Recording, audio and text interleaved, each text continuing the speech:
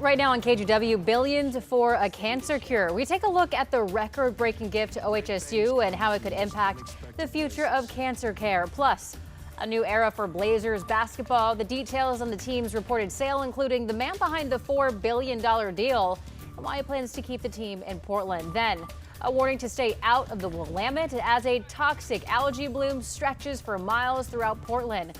The risks that it could pose to you and your pets. And later, yeah, this changed my life. I can't believe it still. Every time I think about it, it's like I have to tell the short version to everyone. Taylor Swift recounting the moment that she learned that she'd be able to buy her master recording back. We'll have the details on that and a look at her new album ahead on the News at Noon.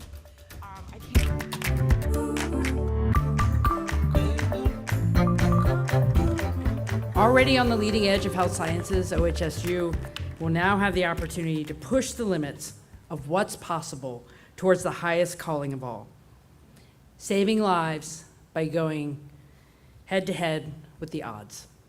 A huge day at OHSU. Phil and Penny Knight have pledged $2 billion to the Knight Cancer Institute. It's the largest donation ever to a university, college, or academic health center. Thank you for joining us at noon. I'm China Green. OHSU says this gift will transform cancer care and research. Dr. Brian Drucker made the announcement this morning. This donation will make the Knight Cancer Institute self-governed with OHSU. It will have its own board of directors, and Dr. Drucker will be the president of the new organization. Now, back in December, he stepped down as the CEO, saying that the university had lost sight of what's crucial and forgotten the mission. But Drucker is confident this renewed vision is the right path forward. Penny and Phil, there are no words that can adequately express our gratitude. You remind us that we can never forget that this fight is personal. For every patient that walks through our door, there are family and friends that depend on the work that we do here. This is the second largest donation from the Knights. Back in 2013, the Knights pledged a $500 million donation if OHSU could match the funds. The $1 billion Knight Cancer Challenge helped develop new cancer treatments. We're going to have much more on this story coming up on the news at 4.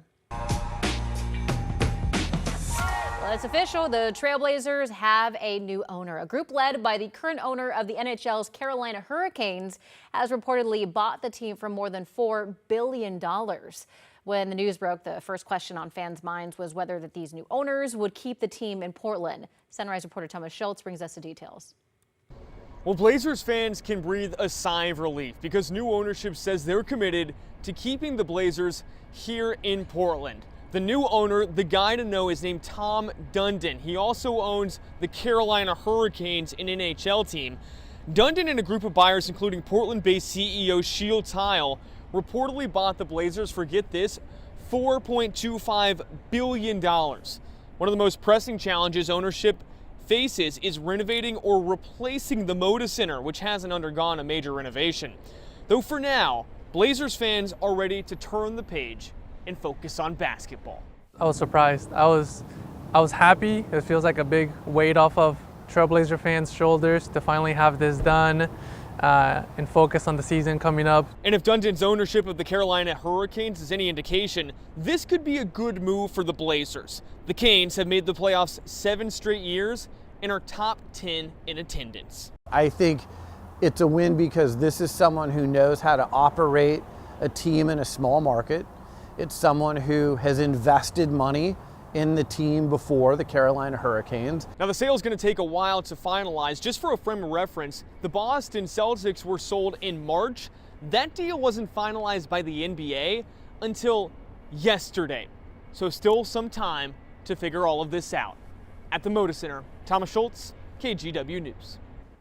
All right, we are headed over to Rod Hill for the third biggest story today. I'm gonna say, I'm way below the Blazers being sold. I mean, let's just put it out there. I'm not that important today.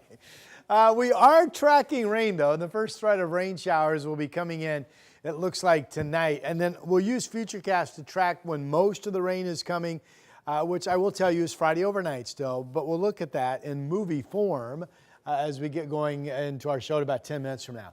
But we are still seeing the clouds lined up. Radar is actually picking up on some rain offshore from Washington right there. We are all dry right now, and it's hard to see, but the cloudiness that we have in Portland, Salem, and Vancouver right now, we're starting to see the clouds break over the coast range, which is encouraging for Portland to get some sun developing in the coming hour or so. And we're actually getting a little midday break in the cloud cover along the coast. So let me get out of the way. Beautiful shot. Folks out playing in the sand there. The Chinook Winds Casino Resort camera in Lincoln City, 65 degrees. I didn't think the coast would get much sun today, and I still think the sun won't last long because there is another wave of cloud cover getting ready to push inland. Here's the Salem. A lot of cloud cover, just a few breaks. Portland, same thing, a lot of cloud cover, just a few breaks. We're at 69 degrees. So assuming we become partly cloudy in the next hour or two, we'll get up to about 80. Then the clouds will roll back in and thicken up this evening, and then we have the chance for some showers, mainly overnight tonight. And again, we'll get more into the rain forecast for the coming days in just a bit. Shanna, back to you. Thank you, Ron.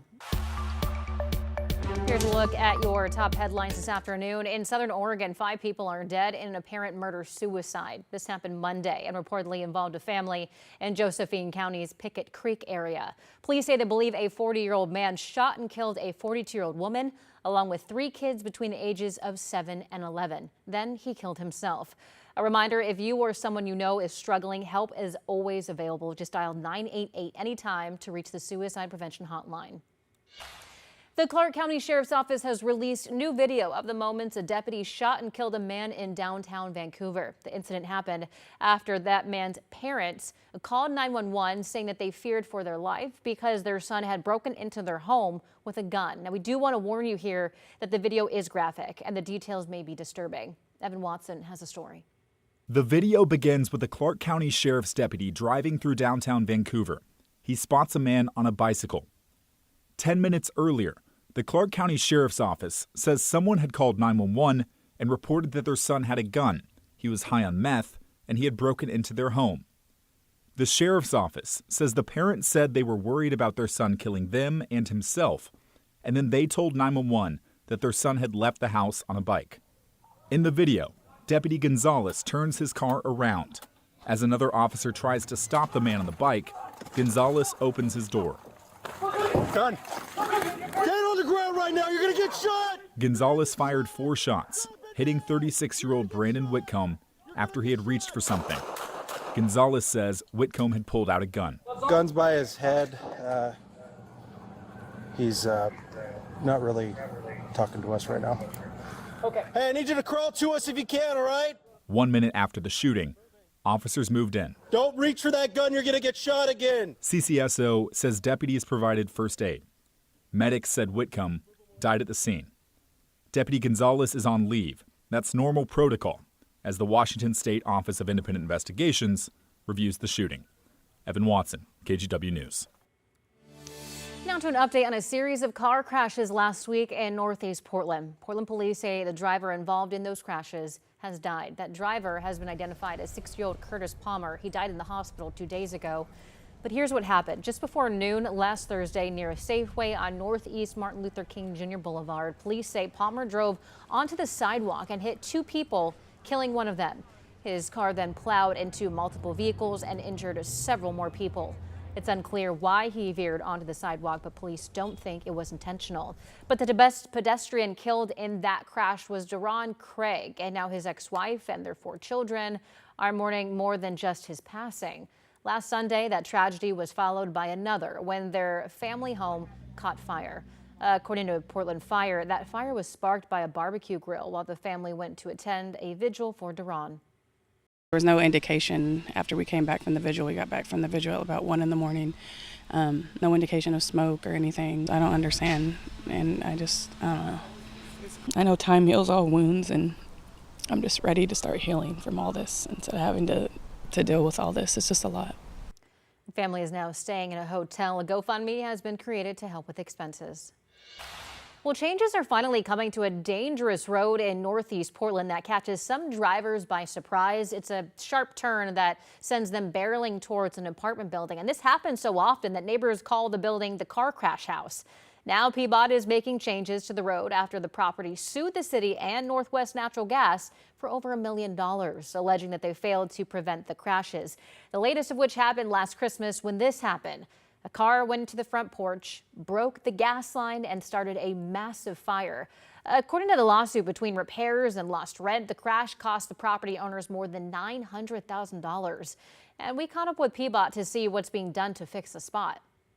We're redesigning the roadway to lead people to drive more slowly. I think it's terrific. It really slows down the traffic. People are much more aware of that this is a residential area, not just a commercial area. But I don't like what they've done. Cutting it basically from 3 lanes into 1 is not going to help, I don't think. For more on the changes coming to the area and why the city says it's limited in what it can do, you can watch Blair Best's full report streaming anytime on our TV app, KGW+.